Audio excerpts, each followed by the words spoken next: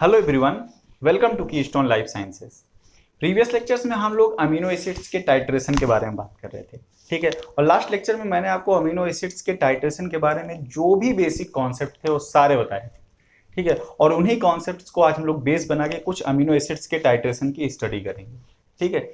मैंने आपको बताया था कि जो अमीनो एसिड्स का टाइट्रेशन होता है उसमें हम लोग क्या क्या प्रिडिक्ट करते हैं। टाइट्रेशन अगर हम लोग किसी अमीनो एसिड का करें तो उसमें हम लोग क्या क्या चीज़ें प्रिडिक्ट कर सकते हैं। एक तो अमीनो एसिड पे नेट चार्ज क्या है, net charge on amino acid. Amino acids पे नेट चार्ज क्या है, एक तो ये प्रिडिक्ट कर सकते हैं। पर्टिकुलर पीएच पे अमीनो एसिड का स्ट्रक्चर क्या होगा, structure of amino acid, amino acids on particular pH, on a particular pH, high pH, low pH, जिस भी pH पे हो उसका ओवरऑल स्ट्रक्चर क्या है, वो किस तरह के स्ट्रक्चर में एग्जिस्ट कर रही है, ठीक है। बेसिक कॉन्सेप्ट के दौरान मैंने आपको एसिड और बेस का कॉन्सेप्ट बताया था। मैंने आपसे बताया था कि जब किसी एसिड को वेरिएबल पीएच पे रखा जाता है, लो पीएच पे रखा गया, हाई पीएच पे रखा गया, इंटरमीडिएट पीएच पे रखा गया, तब वो क्या करती है, अपने प्रोटॉन्स को लूज करती है।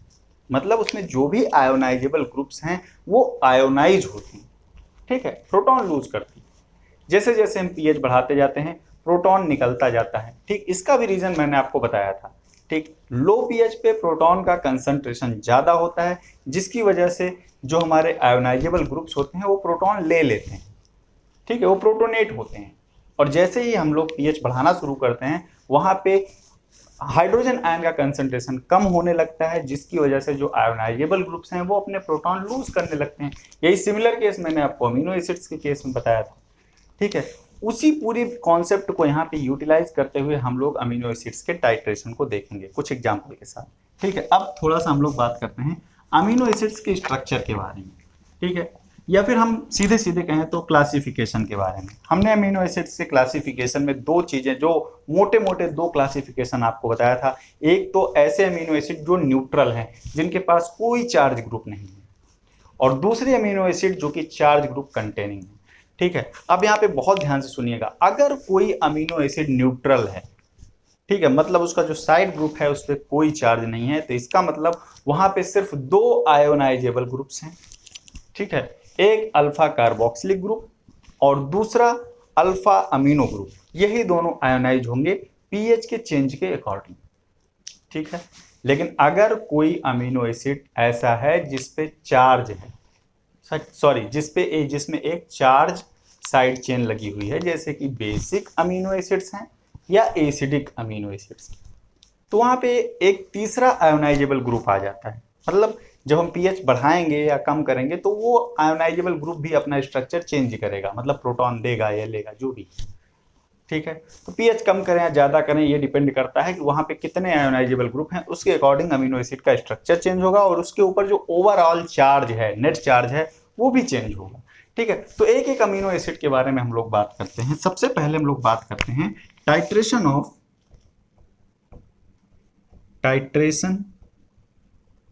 Of amino acids with uncharged R group, जिसके पास अनचार्ज्ड आर ग्रुप है, उनके टाइट्रेशन की बात करते हैं। तो इस तरह की जो अमीनो एसिड्स होंगी उनके पास कितने आयोनाइजेबल ग्रुप होंगे, दो। एक हमारा होगा अल्फा कार्बोक्सिलिक ग्रुप, दूसरा हमारा होगा अल्फा अमीनो ग्रुप। इन दोनों का स्टेप बाय स्टेप क्या होगा, आयोनाइजेशन होगा, ठीक है। और आयोनाइजेशन हुआ कैसे, जब हम डिफरेंट पीएच पे इसको प्लेस करेंगे, ठीक है।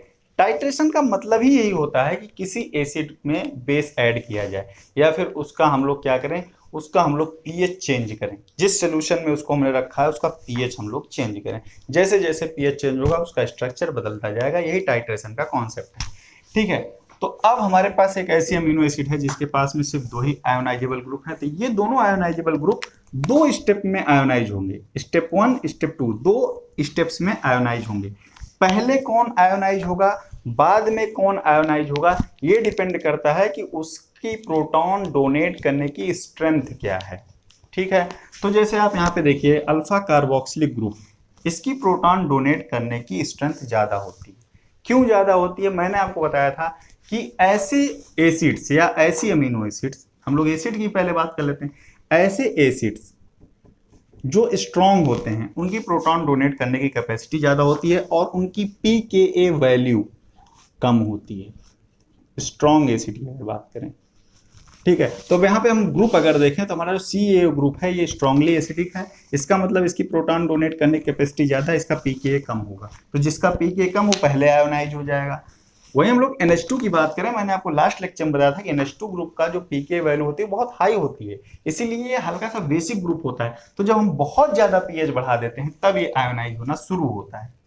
ठीक है, ये कॉन्सेप्ट हमने आपको लास्ट लेक्चर में ही बता दिया था। ठीक है, तो अब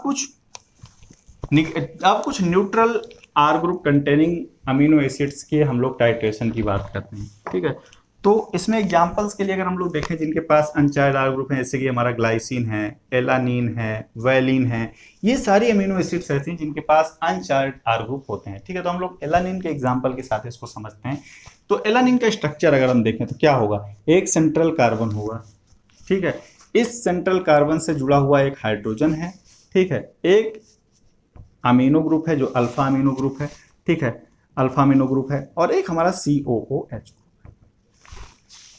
ठीक है, या COO निगेटिव ग्रुप है। अभी मैं इस तरह से इसको दिखा रहा हूँ। ठीक है, ज्विटरायनिक फॉर्म में, और चूंकि एलानिन है तो यहाँ पे मिथाइल ग्रुप होगा, ये इसका साइड ग्रुप है अनचार्ज। ठीक है, टाइट्रेशन का मतलब ये है कि हम अमीनो एसिड को जिस सोल्यूशन में रखें उसका pH चेंज करें बाय एडिंग द क्या, कुछ OH ग्रुप कंटेनिंग मॉलिक्यूल, जैसे कि एक स्ट्रॉन्ग बेस उसमें डालें। सपोज दैट हमने इस अमीनो एसिड को एक सोल्यूशन में रखा, उस सोल्यूशन में हम लोगों ने NaOH डालना शुरू किया, धीरे धीरे हम NaOH डालते जा रहे हैं, तो क्या हो रहा है, उसका pH है वो इंक्रीज होता जा रहा है।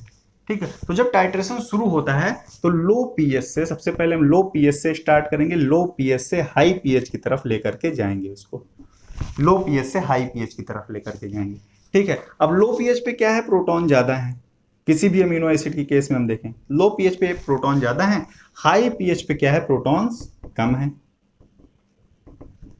ठीक है, कम है, तो जब हम लो pH पे रख रहे हैं अमीनो एसिड को, तो उसके जितने भी आयोनाइजेबल ग्रुप होंगे वो क्या करेंगे, वो प्रोटॉन ले लेंगे। ठीक है, तो इसने क्या किया, प्रोटॉन ले लिया है, ये है लो pH, ये लो pH पे हमने रखा है, प्रोटॉन लिया हुआ है। ठीक है, इस समय आप लोग देखिए तो यहाँ पे एक आपको पॉजिटिव चार्ज दिख रहा है, तो लो pH पे एलानिन की अगर हम लोग बात करें तो एलानिन पे ओवरऑल एक पॉजिटिव चार्ज है। ठीक है, एक क्या है, पॉजिटिव चार्ज। ठीक, अब क्या होगा, जैसे ही हम pH को बढ़ाएंगे तो इसका आयोनाइजेशन शुरू होगा, और सबसे पहले आयोनाइजेशन होगा अल्फा कार्बोक्सिलिक ग्रुप का। क्यों, क्योंकि इसकी pK वैल्यू बहुत लो होती है। हमने आपको बताया था अमीनो एसिड्स के जो कार्बोक्सिलिक ग्रुप होते हैं उनकी pK वैल्यू कम होती है, ये अराउंड 2 के अप्रॉक्सीमेट होती है। ठीक है, तो ये सबसे पहले क्या होगा, ये आयोनाइज होना शुरू होगा। ठीक है, और इसका pKa1 जो होता है, pKa1 ये होता है 2.34 के अप्रॉक्स। ठीक है, 2.34 के अप्रॉक्स, तो होगा क्या, ये हमारा कार्बोक्सिलिक ग्रुप जो है ये क्या हो जाएगा, आयोनाइज हो जाएगा। जैसे ही हमने pH बढ़ाया, NH3 ग्रुप वैसा का वैसा ही है, जबकि कार्बोक्सिलिक ग्रुप क्या होगा, ये आयोनाइज हो गया। अब यहाँ पे हम देखें, अब यहाँ पे अगर हम लोग देखें तो हमारे अमीनो एसिड पे एक पॉजिटिव चार्ज है, एक निगेटिव चार्ज है, नेट चार्ज हो गया 0। एलानिन पे क्या हो गया, नेट चार्ज 0। एलानिन पे अभी क्या है, नेट चार्ज 0 है। ठीक है, इसी को हम लोग कहते हैं ज्विटरायनिक फॉर्म।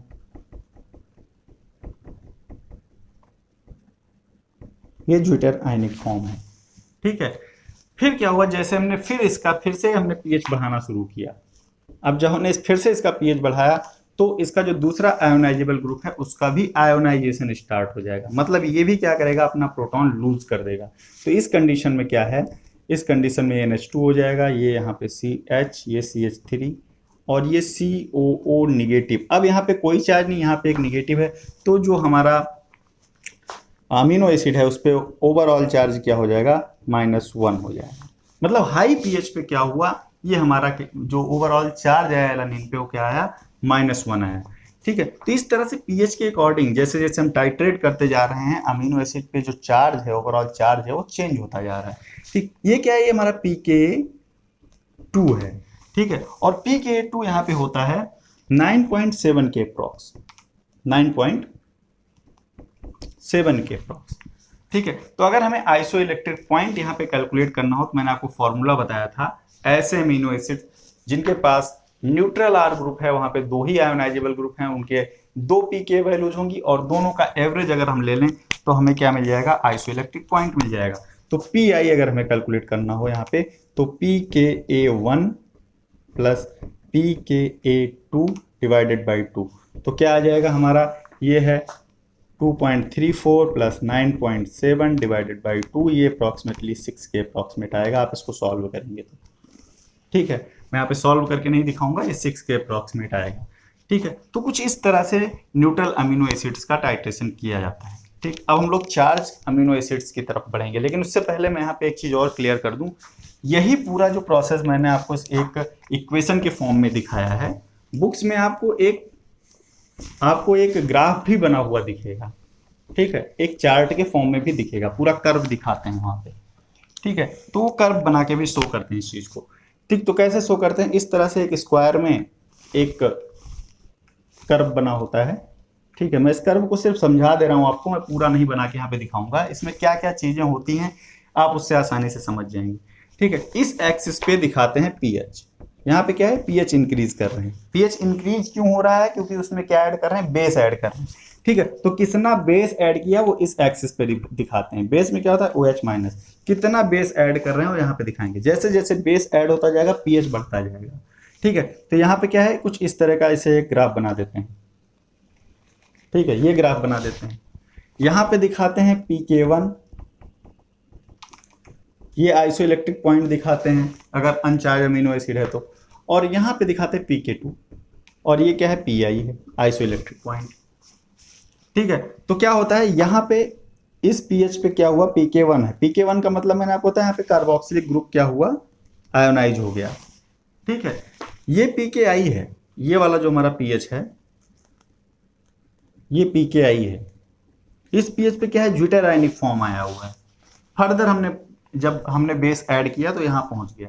ठीक है, फिर फर्दर जब पीएच बढ़ा तो हमारा pK2 आ गया, ये कुछ इस तरह से, इतना जब हमने बेस ऐड कर दिया, यहाँ तक कंसंट्रेशन पहुंच गई बेस की, पीएच यहाँ पहुंच गया तो pK2 आ गया।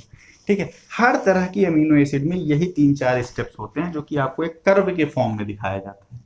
ठीक है, चाहे आप एलानीन की बात करें, अभी मैंने एलानीन बनाया था तो यहाँ पे कार्बोक्सिल ग्रुप गया होगा, यहाँ पे ज्यूटर आयनिक फॉर्म आया होगा, और यहाँ पे क्या हुआ होगा, यहाँ पे -1 चार्ज आया होगा। ठीक है, तो ये टोटल जो यहाँ पे आपको दिख रहा है, ये variation in pH due to the addition of NaOH, या कोई एल्कोहल हम ऐड कर रहे हैं, hydroxyl group containing molecule add कर रहे हैं उसकी वजह से। ठीक है, और यहाँ पे क्या है, ये स्ट्रक्चर में चेंज जैसे जैसे आता जा रहा है, इसी को एक कर्व के फॉर्म में दिखाते हैं, उसी को टाइट्रेशन कर्व कहा जाता है। ठीक है, तो कोई भी टाइट्रेशन कर्व हो, उससे घबराना नहीं है, आपको सिर्फ इक्वेशन पे ध्यान देना है, इक्वेशन क्या बन रही है वहां पे। ठीक है, आप इक्वेशन बना के देखेंगे, आप अमीनो एसिड के स्ट्रक्चर को बना के देखेंगे, वहां से किस तरह से प्रोटॉन लूज कर रहे हैं, आप आसानी के साथ चार्ज को प्रेडिक्ट कर पाएंगे, उसका आइसो इलेक्ट्रिक पॉइंट भी कैलकुलेट कर पाएंगे। ठीक है, तो बात करते हैं ऐसे अमीनो एसिड्स की जिनके पास में चार्ज्ड आर ग्रुप है, जो आर ग्रुप है वो चार्ज्ड है। अब चार्ज्ड आर ग्रुप में 2 तरह के ग्रुप हो सकते हैं, एक तो हमारा हो सकता है निगेटिवली चार्ज्ड, जिसके ऊपर निगेटिव चार्ज है, वहां पे COH होगा, जैसे कि हमारी एसिडिक अमीनो एसिड्स होती हैं, या फिर पॉजिटिव चार्ज होगा, तो वहां पे क्या होगा, NH2 ग्रुप होगा, एक एक्स्ट्रा NH3 ग्रुप, आप अमीनो ग्रुप मान लीजिए। ठीक है, तो ये होगा, ये बेसिक अमीनो एसिड्स होती हैं। अब इनका टाइट्रेशन किस तरीके से होता है, तो जब इनका टाइट्रेशन होगा, चार्ज्ड अमीनो एसिड्स का टाइट्रेशन होगा, तो पहले स्टेप में जो टाइट्रेशन होगा वो अल्फा कार्बोक्सिलिक ग्रुप का होगा। ठीक है, दूसरा जब हमारा होगा, ये हमारा क्या होगा, pK1 हो जाएगा, इसका जो pK है pK1 हो जाएगा। दूसरा अल्फा अमीनो ग्रुप, इसका टाइट्रेशन होगा, ये क्या होगा, pK2 हो जाएगा। ठीक है, तीसरा जो हमारा होगा वो आयोनाइजेबल ग्रुप होगा, वो R ग्रुप का होगा, R ग्रुप का भी क्या होगा, आयोनाइजेशन होगा, और इसको हम लोग pKr से डिनोट करते हैं या pK3 से डिनोट करते हैं। ठीक है, तीसरा हो जाएगा। तो यहाँ पे 3 पीके वैल्यूज होंगी। 3 स्टेप में जाकर के क्या होगा, आयोनाइजेशन कंप्लीट होगा। कैसे होगा, एक एक का एग्जांपल लेकर के देखते हैं। सबसे पहले एसिडिक अमीनो एसिड हम कोई लेते हैं, जैसे कि ग्लूटामेट की बात करें। ग्लूटामेट के बाद पास में क्या होता है, गामा कार्बोक्सिलिक ग्रुप होता है। क्या होता है, गामा कार्बोक्सिल ग्रुप होता है। ग्लूटामेट की बात करते हैं। ग्लूटामेट के पास क्या है, गामा कार्बोक्सिल ग्रुप है। गामा कार्बोक्सिल ग्रुप है। अब गामा कार्बोक्सिल ग्रुप का भी यहाँ पे आयोनाइजेशन हो, किस तरीके से होगा मैं आपको बताता हूँ यहाँ। ठीक है, तो अगर स्ट्रक्चर देखें ग्लूटामेट का, C है, H है, अल्फा कार्बोक्सिलिक ग्रुप है, ठीक है, NH3 ग्रुप है, बीटा, गामा, और यहाँ पे क्या है, COH है। ये स्ट्रक्चर है कब, लो पीएच पे। लो पीएच पे क्या है, आप देखिए लो पीएच पे सब प्रोटोनेटेड हैं। हमारा अमीनो ग्रुप भी है, कार्बोक्सिलिक ग्रुप और ये कार्बोक्सिलिक ग्रुप, सारे के सारे क्या हैं, प्रोटोनेटेड है। इस कंडीशन में जो ओवरऑल चार्ज होगा इस पे, ये +1 होगा। मतलब ग्लूटामेट पे चार्ज क्या है, +1। ठीक है, हमने बेस बढ़ाना शुरू किया, बेस का कंसंट्रेशन हमने बढ़ाया, पीएच इंक्रीज हुआ। जैसे ही पीएच इंक्रीज हुआ, pK1 आया। ठीक है, pK1 आया इसका, और जब pK1 आएगा तो सबसे पहले अल्फा कार्बोक्सिलिक ग्रुप क्या करेगा, अपना प्रोटॉन डोनेट करेगा। और इस कंडीशन में क्या होगा, आप देख सकते हैं यहाँ पे H, CH2, CH2, COOH है, ठीक है, NH3+ है और COO नेगेटिव। यहाँ पे ओवरऑल चार्ज अगर हम लोग देखें, जैसे ही थोड़ा सा पीएच बढ़ा है, तो ओवरऑल चार्ज अगर हम लोग यहाँ पे देखें तो कोई भी ओवरऑल चार्ज यहाँ पे नहीं है, ज्विटर आयनिक स्टेज है। ग्लूटामेट पे कोई चार्ज नहीं है यहाँ पे, this is the zwitter ionic stage. ठीक है, फिर हमने बढ़ाया इसका पीएच इंक्रीज किया। क्या इंक्रीज किया, हमने इसका पीएच और इंक्रीज किया, तो अगला जो आयोनाइजेशन होगा वो इस ग्रुप का होगा, COOH ग्रुप का होगा। ठीक है, इसका आयोनाइजेशन पहले हुआ क्योंकि इसकी पीके वैल्यू लो होती है। ठीक है, तो अब क्या होगा, ये हो जाएगा हमारा PKR।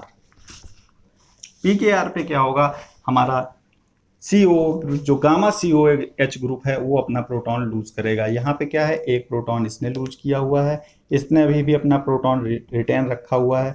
यहाँ पे क्या है, CH2 है, CH2 है और COO नेगेटिव। अब देखिए यहाँ पे 2 नेगेटिव चार्ज, एक पॉजिटिव चार्ज, तो एक नेगेटिव से एक पॉजिटिव कैंसिल हो जाएगा। इसका मतलब ग्लूटामेट पे नेट चार्ज -1 का है।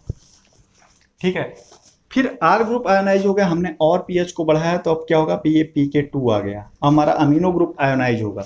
इस कंडीशन में क्या है, ये NH2 हो जाएगा। ठीक है, ये COO नेगेटिव है, इसके बाद 2 हमारे CH2 हैं और ये क्या हो गया, COO नेगेटिव। ओवरऑल चार्ज क्या आया, ग्लूटामेट -2, यहाँ पे 2 नेगेटिव हैं तो -2 का चार्ज इस पे है।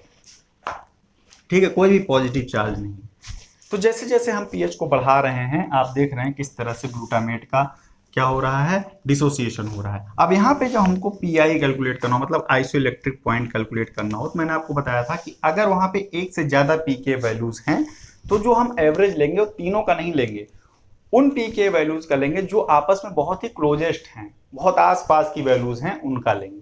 ठीक है, तो यहाँ पे हम तीनों की वैल्यू सबसे पहले देखते हैं क्या है, फिर हम पीआई कैलकुलेट। 2.19, PKR होता है 4.25 और PK2 होता है 9.67। ठीक है, अब इन दोनों में सबसे नियरेस्ट वैल्यूज कौन कौन सी हैं, तो हमारा PK1 और PKR की। तो जब हमें यहाँ पे कैलकुलेट करना होगा तो PK1 + PKR डिवाइडेड बाई 2 करेंगे। ठीक है, और हमारा क्या निकल आएगा, आइसोइलेक्ट्रिक पॉइंट निकल आएंगे। ठीक है, तो 2 क्लोजेस्ट वैल्यूज हम यहाँ पे ले लेंगे।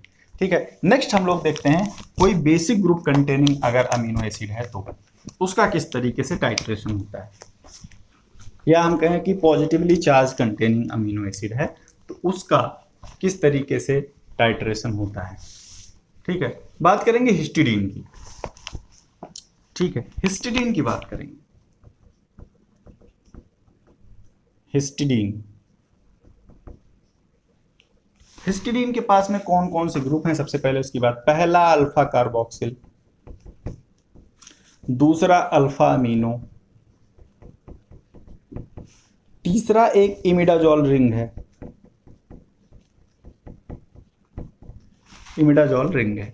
ठीक है, इन तीनों का टाइट्रेशन होगा और इन तीनों की अपनी पीके वैल्यू होगी। ठीक है, तो किस तरीके से टाइट्रेशन होगा देखते हैं। इसको पीएच पे रखेंगे, सबसे पहले लो पीएच पे रखेंगे, इसको हम लो से हाई की तरफ बढ़ना स्टार्ट करेंगे। ठीक है, ये हमारे हिस्टिडीन का स्ट्रक्चर COOH, ये हो गया NH3+, लो पीएच पे है, दोनों प्रोटोनेटेड हैं। ठीक है, दोनों नहीं, जितने भी ग्रुप प्रोटॉन लेने लायक होंगे सब प्रोटोनेटेड हो जाएंगे। ठीक है, अब इमिडाजोल रिंग बनाते हैं यहाँ से, ये देखिए इमिडाजोल रिंग हो गई,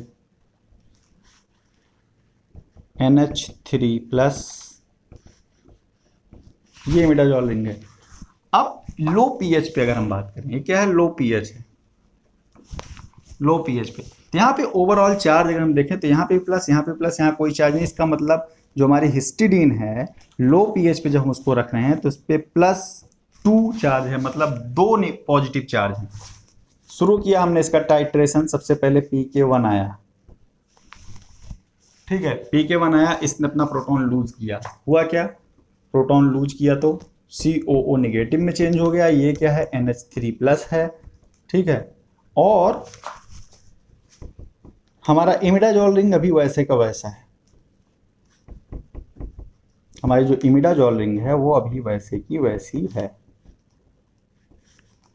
ठीक है, नेक्स्ट हमने फिर से पीएच बढ़ाया, जब फिर से पीएच बढ़ा तो हुआ क्या, जो हमारी इमिडाजोल रिंग का NH3 है उसने भी अपना प्रोटॉन डोनेट किया, मतलब यहाँ पे जो डिसोसिएशन होगा वो R ग्रुप का पहले होगा, क्योंकि जो R ग्रुप की पीके वैल्यू है वो कम है।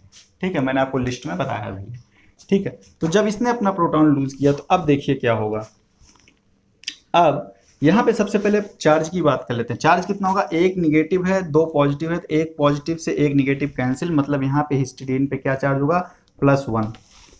ठीक है, आगे बढ़ेंगे, आगे बढ़ेंगे देखेंगे फिर से जब इसका वो होगा डिसोसिएशन होगा तो COO नेगेटिव है, NH3+ है।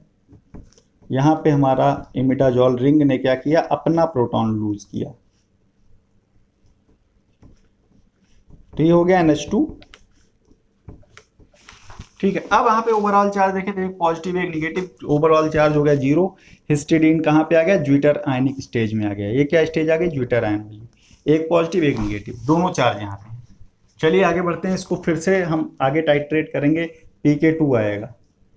अब PK2 पे अल्फा अमीनो ग्रुप भी आयोनाइज हो जाएगा। इस कंडीशन में क्या होगी, यहाँ पे निगेटिव, यहाँ पे NH2, यहाँ पे हमारा ज्विटर, यहाँ पे जो हमारा इमिडाजोल रिंग है वो भी आयोनाइज हो चुकी है, तो NH कुछ इस तरह से। ठीक है, अब यहाँ पे ओवरऑल चार्ज अगर हम देखें तो कोई भी पॉजिटिव चार्ज नहीं है, एक निगेटिव चार्ज है। इसका मतलब हिस्टिडीन पे यहाँ पे क्या होगा, एक निगेटिव चार्ज होगा, कब, बहुत ज़्यादा पीएच जब हो जाएगा तब। ठीक है, तो यहाँ पे भी उसी तरीके से हम लोग PI कैलकुलेट करेंगे, 2 क्लोजेस्ट पीके वैल्यूज को हम ले लेंगे और उनका एवरेज लेके PI को कैलकुलेट कर लेंगे। ठीक है, तो कुल मिला के टाइट्रेशन में यही चीजें हमको देखनी होती हैं कि जब हम पीएच को बढ़ा रहे हैं तो उसके स्ट्रक्चर में क्या क्या चेंजेज आ रहे हैं, ओवरऑल चार्ज क्या है अमीनो एसिड पे, यही पूरा टाइट्रेशन का मतलब। ठीक है, वही चीज आप कर्व में देख सकते हैं और वही चीज आप इस इक्वेशन के थ्रू भी देख सकते हैं। ठीक है, अब आपसे कभी कभी सवाल पूछता है, ठीक है, कभी कभी वो सवाल डिजाइन करते हैं। वो सवाल क्या डिजाइन करते हैं कि एक अमीनो एसिड को हमने डिफरेंट डिफरेंट पीएच पे रखा तो वो 3-4 स्ट्रक्चर बना देंगे और कहेंगे कि इनमें से कौन सा ऐसा स्ट्रक्चर है जो किसी भी पीएच पे आपको देखने नहीं मिलेगा। ठीक है, सपोज दैट एक अमीनो एसिड है, ठीक है, अमीनो एसिड है, ठीक, इसको लेकर के गए 0 से pH 14 तक, यानी लो पीएच से हाई पीएच तक इसको लेकर के गए। ठीक है, तो 4 स्ट्रक्चर बनाया और पूछा कि इनमें से कौन सा आपको देखने नहीं मिलेगा। सबसे पहला स्ट्रक्चर बनाया, यहाँ पे एक अमीनो एसिड में बना रहा हूँ, COOH NH3+ और R, एक स्ट्रक्चर ये बनाया। दूसरा स्ट्रक्चर बनाया CHCOO नेगेटिव NH3+, ठीक है, R। एक तीसरा स्ट्रक्चर बनाया CHCOO नेगेटिव NH2 और R। एक और स्ट्रक्चर बनाया CHCOOH NH2 और R, ये 4 स्ट्रक्चर बने। और पूछा कि जब हमने अमीनो एसिड को टाइट्रेट किया लो पीएच से हाई पीएच की तरफ, तो इनमें से कौन सा है जो किसी भी पीएच पे आपको देखने नहीं मिलेगा। ठीक है, तो इसके सबसे बढ़िया तरीका है आप टाइट्रेशन कर्व पे जाइए, आप देखिए कि लो पीएच पे क्या होता है, हाई पीएच पे क्या होता है, इंटरमीडिएट पीएच पे क्या होता है। ठीक, मैंने आपको बताया है कि लो पीएच पे प्रोटॉन्स ज्यादा होंगे, और ऐसी कंडीशन में जितने भी आयोनाइजेबल ग्रुप हैं वो सब प्रोटॉन एक्सेप्ट करेंगे, सब प्रोटोनेटेड होंगे। ठीक है, और हाई पीएच पे क्या होगा, प्रोटॉन जो होंगे वो लो हो जाएंगे, मतलब सब डीप्रोटोनेट होने लगेंगे। अब इसी कॉन्सेप्ट को आप यहाँ पे लगाइए। ठीक है, सबसे पहले आप लो पीएच वाला ज्यूम कीजिए, तो आप ढूंढिए कि जहां पे दोनों ही ग्रुप क्या हैं, प्रोटोनेटेड हैं। देखिए यहाँ पे दोनों ग्रुप प्रोटोनेटेड हैं, ओवरऑल 4+ है, यानी कि ये लो पीएच की कंडीशन है, इसका मतलब ये फॉर्म पाया जाएगा। अगला देखते हैं, अगले में क्या है, जब पीएच बढ़ा तो मैंने आपको बताया कि सबसे पहले एक एक स्टेप बाय स्टेप अपना प्रोटॉन लूज करना शुरू करेंगे। सबसे पहले कार्बोक्सिलिक ग्रुप लूज करता है। ठीक है, लूज किया, यहाँ पे एक माइनस चार्ज एक प्लस चार्ज ज्विटर आयन है, अमीनो एसिड ज्विटर आयन के फॉर्म में रहते हैं, ये भी आपको मिल जाएगा। अगला चलते हैं फर्दर, जब हम टाइट्रेट करते हैं तो एक कंडीशन ऐसी भी आती है जब कार्बोक्सिलिक ग्रुप भी अपना प्रोटॉन लूज कर चुका है और नेगेटिव चार्ज है उसके ऊपर, और अमीनो ग्रुप भी लूज कर चुका है, वो NH2 है, मतलब एक चार्ज आपको यहाँ पे दिख रहा है, ये भी आपको दिख जाएगा। फोर्थ कंडीशन की अगर हम लोग बात करें, ठीक है, NH2 ने अपना प्रोटॉन पहले दे दिया है, ये पॉसिबिलिटी बहुत कम है क्योंकि NH2 की पीके वैल्यू बहुत हाई होती है। ठीक है, तो पहले तो ये अपना प्रोटॉन कभी नहीं दे सकता, सबसे पहले COOH अपना प्रोटॉन देगा। ठीक है, तो अगर COOH आपको प्रोटोनेटेड दिख रहा है कहीं भी और NH2 ग्रुप डीप्रोटोनेटेड दिख रहा है, तो वो स्ट्रक्चर वहां पे एग्जिस्ट नहीं कर सकता, क्योंकि सबसे पहले अगर प्रोटॉन निकलेगा तो COOH से निकलेगा। आप सारे स्ट्रक्चर में देखिए, अगर COH के पास प्रोटॉन है तो NH2 के पास भी प्रोटॉन है, सबसे पहले COOH का गया है, यहाँ भी COH पे कोई प्रोटॉन नहीं है। ठीक है, तो अगर NH2 पे प्रोटॉन नहीं है तो डेफिनेटली COH पे प्रोटॉन नहीं होना चाहिए। ठीक है, यहाँ पे आप देखिए इस पे प्रोटॉन है, इस पे नहीं है, तो ये स्ट्रक्चर आपको नहीं मिलेगा। ठीक है, तो जब आप टाइट्रेट करेंगे तो आपको इस तरह से स्ट्रक्चर देखने को मिलेंगे। ठीक है, तो ये तो बात रही अमीनो एसिड्स के टाइट्रेशन की, कुछ बेसिक कॉन्सेप्ट्स भी मैंने आपको बताया किस तरह से टाइट्रेशन से आप चार्ज कैलकुलेट कर सकते हैं, आइसो इलेक्ट्रिक पॉइंट आप कैसे कैलकुलेट कर सकते हैं, इन सारी चीज़ों के बारे में हमने पिछले कुछ लेक्चर्स में डिस्कस किया। और इसके साथ ही अमीनो एसिड का जो हमारा पोर्शन है वहीं पे फिनिश होता है। नेक्स्ट लेक्चर में हम लोग स्टार्ट करेंगे प्रोटीन बायोकेमिस्ट्री के बारे में, वहाँ पे पेप्टाइड्स कैसे बनते हैं, पेप्टाइड बॉन्ड्स की प्रॉपर्टीज़ क्या होती हैं, प्रोटीन के किस किस लेवल के ऑर्गेनाइजेशन है, किस किस लेवल का स्ट्रक्चर है, वहाँ पे कौन से इंटरेक्टिव फोर्सेज इन्वॉल्व हैं, इन सारी चीज़ों के बारे में हम लोग आने वाले कुछ लेक्चर्स में बात करेंगे। ठीक है, तो इस लेक्चर को हम लोग यहीं पे फिनिश करते हैं, मिलते हैं नेक्स्ट लेक्चर में। Thank you for watching.